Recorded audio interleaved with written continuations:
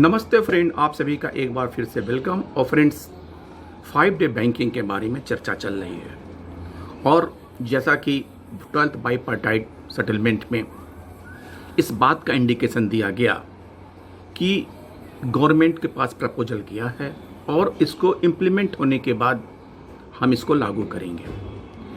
लेकिन तब से अभी तक कोई इसके बारे में चर्चा नहीं है।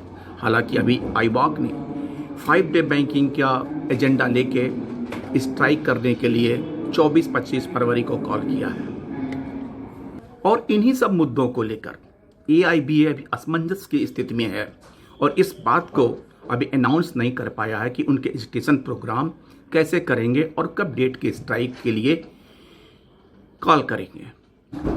लेकिन जब नेतागढ़ शांत हैं तो ऐसे में मैंने सोचा कि क्यों नहीं एक RTI DFS को लगा के पूछा जाए कि इसके बारे में क्या अपडेट है।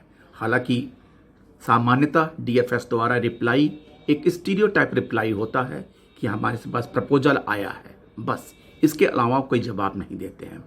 तो इस सब के ध्यान में रखते हुए मैंने आज 21/1/25 को एक RTI एप्लीकेशन फाइल किया और उसमें जो मैंने लिखा, When DFS has received proposal from Indian Bank Association for implementation of 5 days banking in banking industry।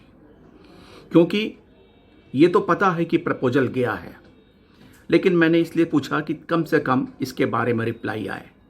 How much banking hours will be extended as per the Indian banks association proposal के हिसाब से कितने timings बढ़ने की बात आएगी, उसके बारे में जानकारी और any relevant information in this regard. हालांकि थर्ड का कोई रिप्लाई उनकी तरफ से आने की उम्मीद नहीं है, क्योंकि कोई रिलेवेंट इंफॉर्मेशन DFS बताता नहीं है, क्योंकि उन्होंने क्लास कोड करते हैं कि उसमें जैसी स्टेटस है उसको बताने के लिए।